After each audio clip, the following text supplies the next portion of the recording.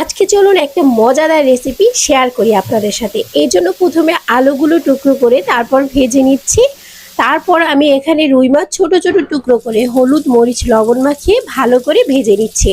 আর এই রান্নাটা করলে কিন্তু মাংসের একদমই প্রয়োজন হবে না। যারা মাছ খেতে পছন্দ করে না তারাও কিন্তু চেটেপুটে খেয়ে নেবে।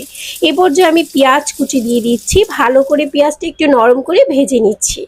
পেঁয়াজ ভাজা হয়ে যাওয়ার পর বাটা মশলা, আদা বাটা, রসুন বাটা, তারপর হচ্ছে জিরার গুঁড়ো, হলুদের গুঁড়ো, মরিচের গুঁড়ো, লবণ সব কিছু আমি দিয়ে দিচ্ছি, কষিয়ে নিচ্ছি। এবার টমেটো কুচি দিচ্ছি, কাঁচামরিচ কুচি দিচ্ছি, ভালো করে কষিয়ে নিচ্ছি। কষিয়ে নেওয়া হওয়ার পর এখানে আমি একটু গরম মশলা দিয়ে দিচ্ছি, দারচিনি, এলাচ আর হচ্ছে তেজপাতা।